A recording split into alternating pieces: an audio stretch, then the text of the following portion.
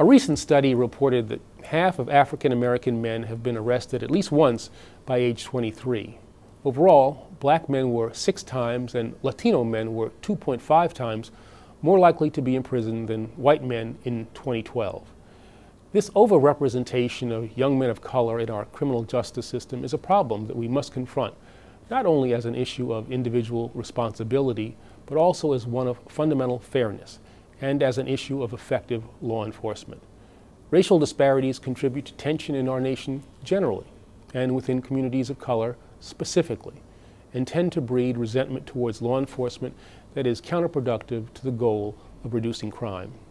Now, we know from research and from experience that when people are treated fairly by police and other justice system agencies, they are more likely to accept decisions by the authorities and to obey the law in the future, even when they are penalized by criminal sanctions. Last July, following the verdict in the case involving the shooting death of Trayvon Martin, President Obama spoke out about the need to promote better understanding between law enforcement and young men of color. He specifically directed the Justice Department to work closely with state and local law enforcement agencies to develop training and other innovative tools that can help to reduce discord and restore trust. Well, we are heeding the President's call. This month, the Justice Department is launching a new initiative, the National Center for Building Community Trust and Justice, to analyze and to reduce the effect of racial bias within the criminal justice system. The center will be funded through an initial competitive grant award totaling $4.75 million and is jointly supported by the Justice Department's Office of Justice Programs, the COPS Office, the Civil Rights Division, and the Office on Violence Against Women and the Community Relations Service. This effort will encompass a broad range of areas in which fairness and trust can come into question, from stops and searches to wrongful convictions. Of course, to be successful in reducing both the experience and the perception of bias, we must have verifiable data about the problem.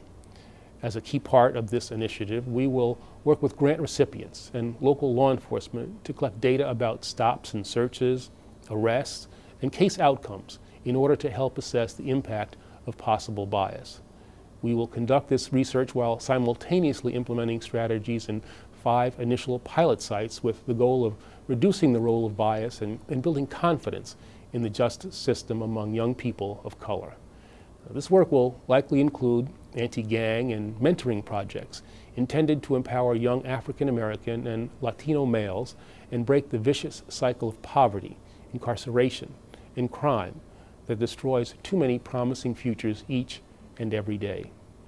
Through partnerships with community organizations and local agencies, the center will build on the work of the department's Smart on Crime initiative to help expand opportunity in neighborhoods that are too often characterized by distress and distrust, to reduce bias and discord, and ultimately to relegate the era of animosity and suspicion to the past. Of course, I realize that progress will not come easily, and the changes we seek will not take hold overnight. But the Justice Department is firmly committed to the goal of opening doors to cooperation and trust that will ultimately lead to safer and healthier communities. The Department of Justice is integrally involved in the President's initiative, My Brother's Keeper, a plan to make sure that every young man of color who is willing to work hard and play by the rules has the chance to reach his full potential. By creating more opportunities for young men of color, we can send the message that our country is stronger when all Americans are doing well. As our nation's Attorney General and as the father of 3, I am personally dedicated to doing everything possible to reduce crime, to strengthen our communities, and to provide the support and assistance that all of our young people need and that they deserve.